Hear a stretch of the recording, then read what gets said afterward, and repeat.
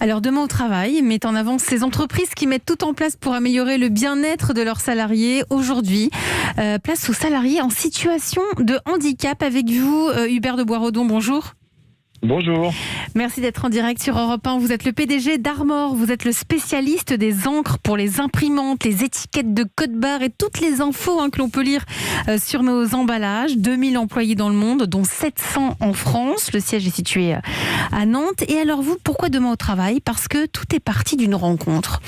Celle de Philippe Bozzo di Borgio, le héros du film Intouchable.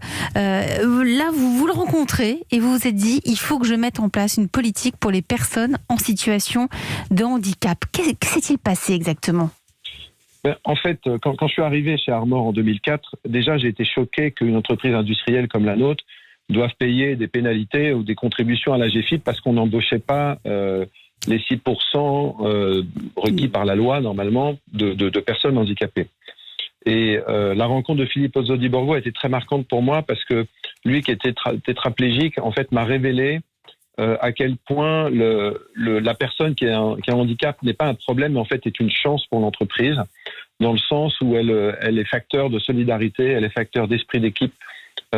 Et en fait, une personne handicapée n'est pas handicapée dans toutes ses fonctions, mais en général sur une partie de ses fonctions. Aujourd'hui, donc l'objectif est atteint chez vous, 6% de salariés handicapés. Alors aujourd'hui, nous avons de salariés.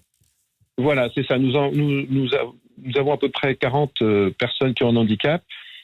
Nous sommes assez spécialisés dans les personnes sourdes et muettes. Il y a 5 personnes sourdes et muettes sur les chaînes de production, avec une belle histoire, puisque en fait, pour aider à la communication, 7 personnes se sont formées à la langue des signes français, LSF.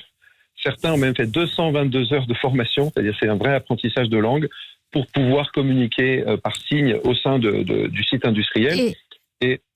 Et intégrer donc le mieux possible ces salariés porteurs de handicap. Est-ce que ça a changé l'ambiance et la culture de l'entreprise ?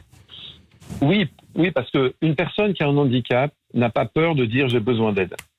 Or, très souvent, le problème que des entreprises rencontrent, c'est les silos, c'est le fait que chacun ne veut pas montrer ses faiblesses, sa vulnérabilité, et n'ose pas dire qu'il a besoin d'aide. La personne qui a un handicap, en fait, libère une spontanéité et un esprit d'équipe solidaire.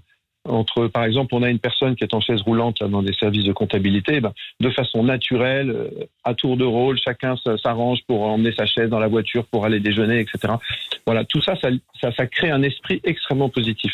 Quand on avait fait une émission spéciale autour du handicap, ce qu'on avait vu, et ce que tout le monde sait, c'est que le plus dur, c'est les premiers intégrés. Et finalement, on se rend compte que c'est des salariés exactement comme les autres, voire parfois bien plus performants que les autres. Ça y est, l'objectif de 6% est atteint, mais c'est qu'un début, j'imagine, pour vous.